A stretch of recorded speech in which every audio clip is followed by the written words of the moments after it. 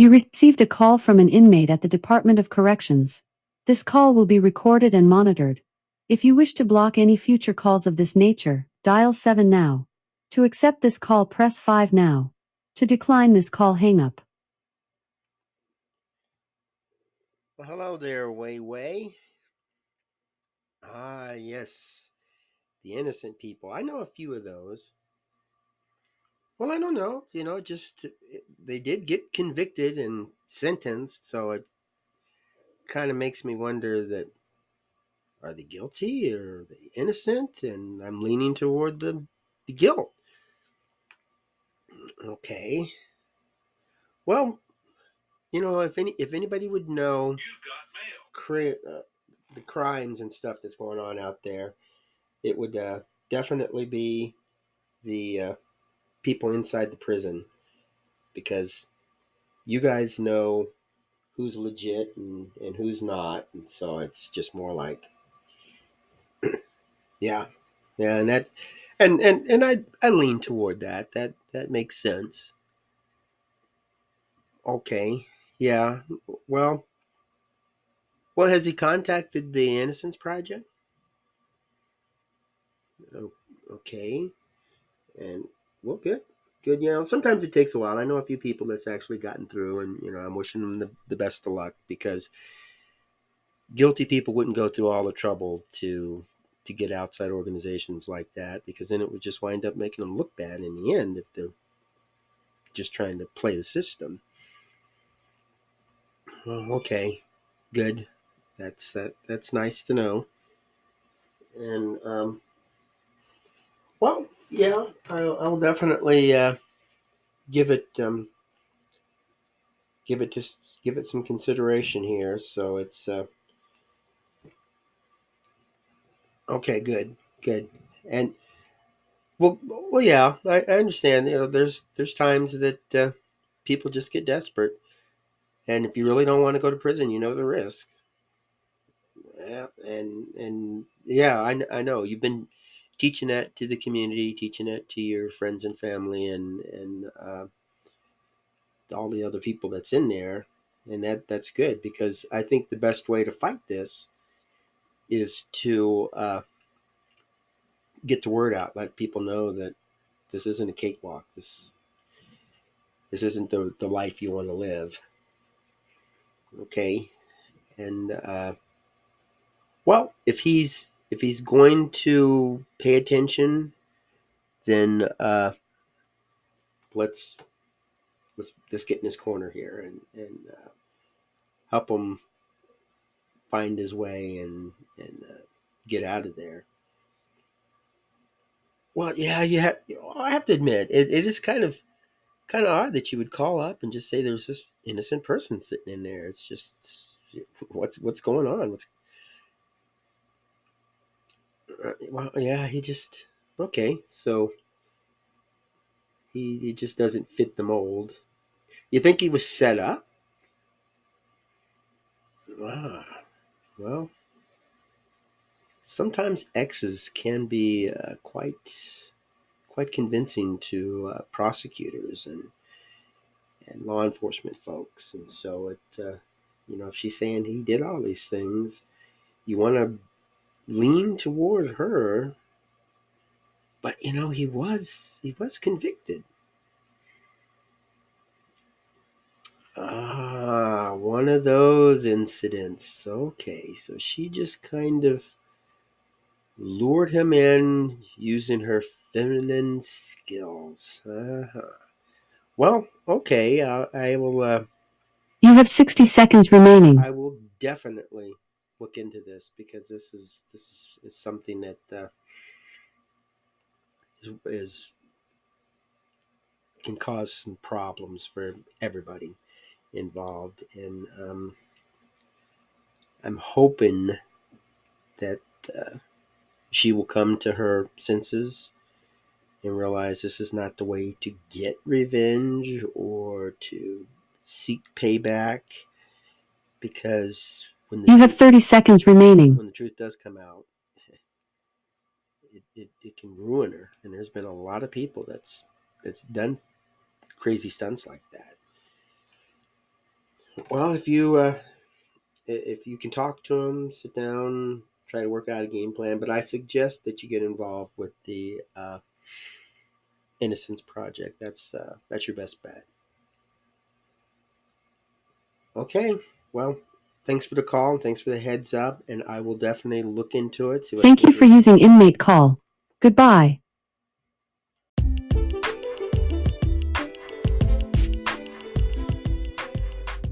Hello, welcome to AQS Inmate Call, and I am your host, Joel Wilborn. And this episode is about people who are incarcerated and they're innocent. And I don't know if you personally know anybody who's locked up that you know is innocent and that you're trying to help get out. But I know it's frustrating for those who do go through that. And I've spoken to a few people who are innocent and some who have been locked up and sentenced for long periods of time who don't deserve to be locked up like that. It's just these folks have a reputation.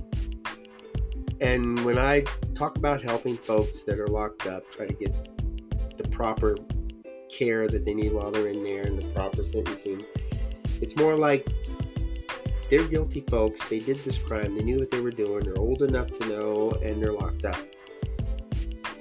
It's just that they don't realize that in this society, not all people are guilty. And that's why I'm a big advocate against cancel culture. I just don't like it. Prosecutors have a lot of power. They could destroy families. They could destroy individuals. And it could be anything. I have a degree in political science, and politics is something I really enjoy looking into and studying. And if a prosecutor is going after somebody for politics, maybe to try to help a candidate for mayor or for sheriff or something look good, and just a high profile case, and they're just going after the wrong person for the wrong reasons, that's easy to get away with something like that when you're a high profile prosecutor. And so I have this drive to make sure prosecutors who are elected can get the right person. And one way to do that is just to talk to the people that are locked up. And a lot of them will say, yeah, I deserve this. But there's a few that were just, oh my goodness, just raked over the coals. And that's something that I want the public to understand. When I show videos of people that are locked up, and you listen to them on my YouTube channel, a lot of them are saying, I feel bad for what happened. I feel bad for the victim's family and for the victims. And I have no reason not to believe it. They've already been tried and convicted. They're sitting in prison. What do they got to lose by telling the truth? And of course, it doesn't always pan out. I mean, it isn't always the case. There's sometimes people are just trying to get some sympathy or something. But for the most part, when I talk to folks, you can listen to them and you can determine whether or not you think this person is on the up and up. They're telling the truth. But with cancel culture, we get a person who may or may not have committed a crime, but they get this high profile. And so people are looking at them and saying, okay, this person must be guilty because the prosecutor's looking at them, the law enforcement did an investigation, and we immediately want to assume they're guilty. And there's been movies made about people who have been falsely accused, there's documentaries, and there's just cases where people, after technology caught up with them, they're released.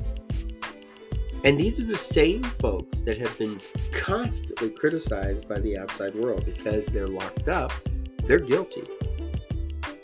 And when those of us who are prison advocates stand on this one side of the room and say, not all the people in there are guilty, and we need to get the justice system tweaked so that we can start paying attention to these things. We're suddenly the enemy.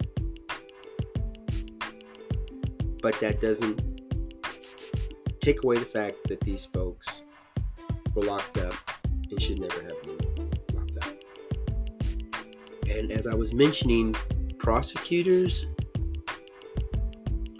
can take their time and do the job. There's no reason for a prosecutor to be rushed through something or to jump to conclusions. If it takes a little while to figure something out, do it. Let's do this right.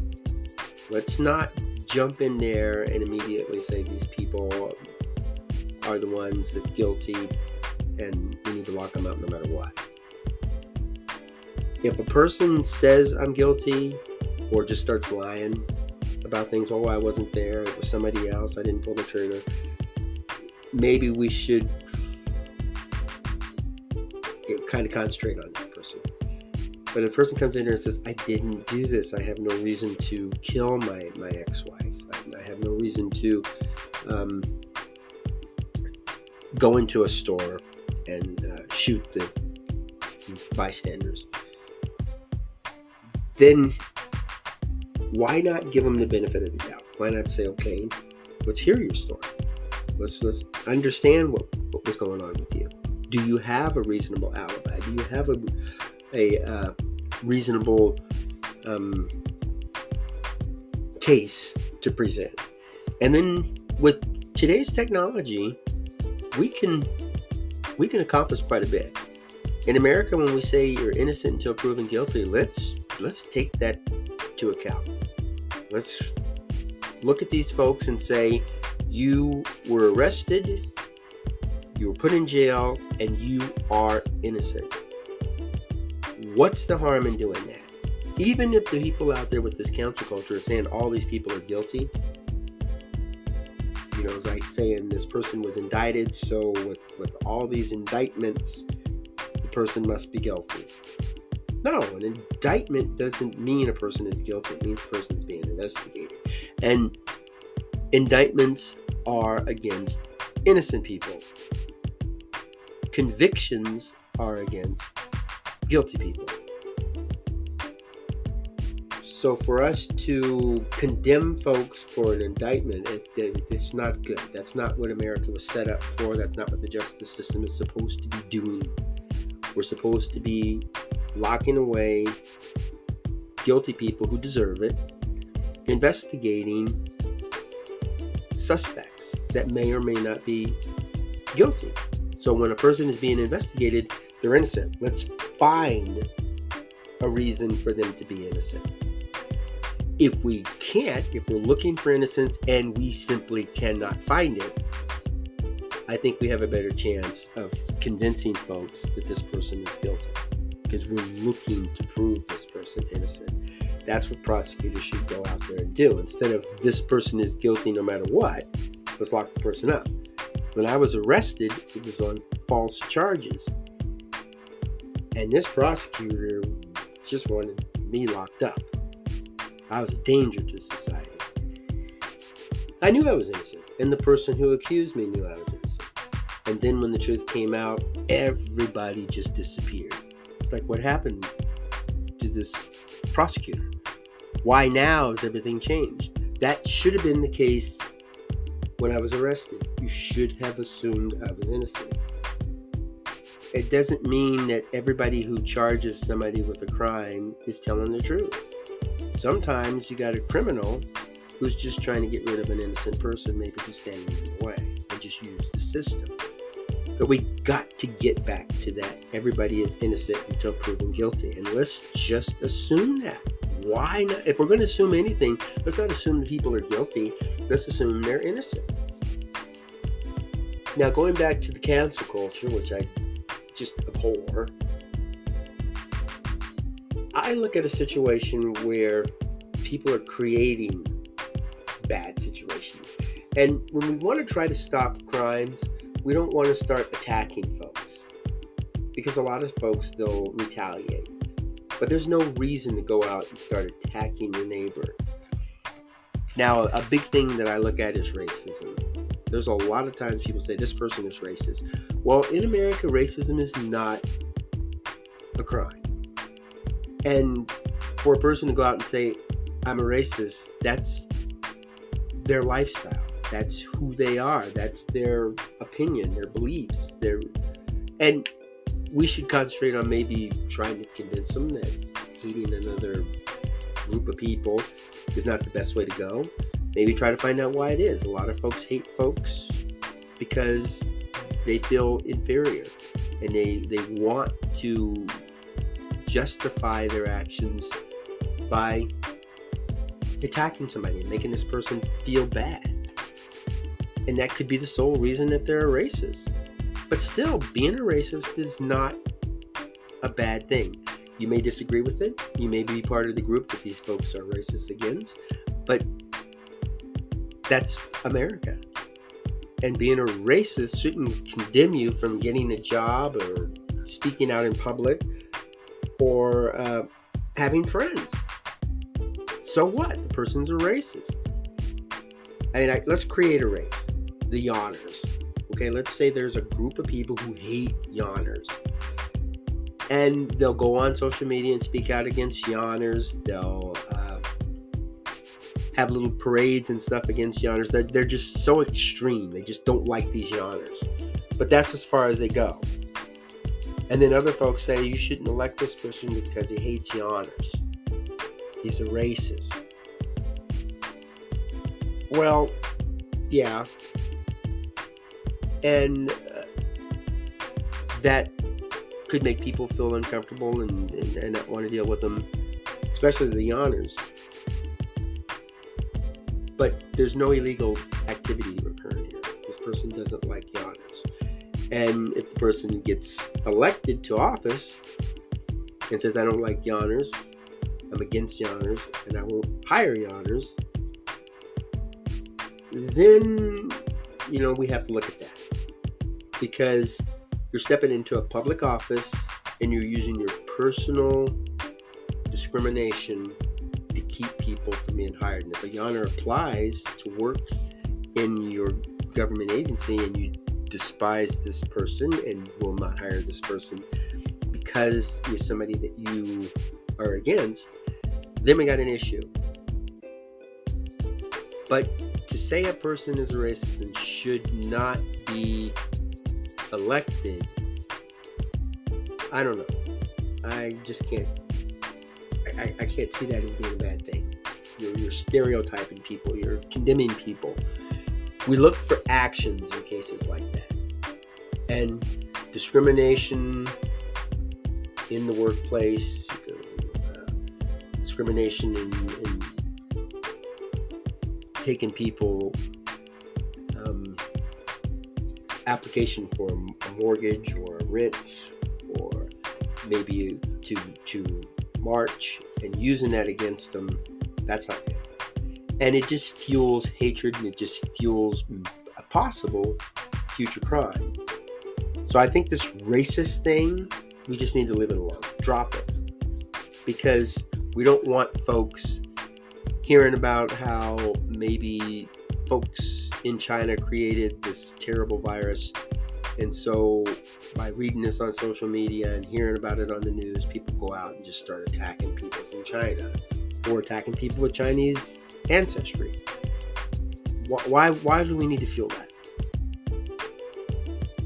Race really has no businesses. If there's people who create a virus, they're people who create a virus. It doesn't have to be Chinese people, or it doesn't have to be Hispanic people or people of African descent. It doesn't have to be all of that. And then when those who want to attack somebody and feel good, it's like, hey, this virus came from South Africa and I'm going to start attacking South Africans who had absolutely nothing to do with this and doesn't even prove that it's true. And then we fuel crime. I want to stop crime. And yeah, that may be an impossible thing. I'm out here swatting at flies, but I want to end crime. And for somebody to come up and say that's impossible, you can't do that, I'm not going to listen to that. I want to stop crime, and I'm going to keep doing it. But the best way to do that is to understand the people who commit the crimes and to get the word out to the folks who may be on the fence, who may be about to commit the crime. Listen to this person. We had a person, Damar Nelson, who sent me an email. I put the email on my YouTube channel and TikTok channel, and people are listening to it. One of those folks who listened to that may have turned away from committing a crime. That's what I want to think, and that's what I'm going to go with. My idea of stopping crime is to do it slowly like that. It'll work eventually. So let's look at what our prosecutors do. Let's look at what our social media say. Let's look at this racism, this bigotry, this attack by community. Is it justified? Is the person committing a crime, in the process of committing a crime, or is the person been convicted, maybe escaped from prison, or is maybe spreading criminal activity? Is like, I'm in prison and this is not so bad, you should go out and commit crimes too. What is this person doing? And what is the background on this person? Let's understand people. Let's communicate. And let's understand what our prosecutors are doing. Are we going after a person because the evidence just seems overwhelming? Or are we going after this person because of other reasons? What is it? What's causing people to attack folks and put people in prison? Please communicate with your friends and family. Please listen to the people in these interviews on my YouTube channel. Let's get the word out. Let's stop crime at the source. But there's no reason to keep this going. Well, go out and have yourself a wonderful day and make beautiful memories for tomorrow.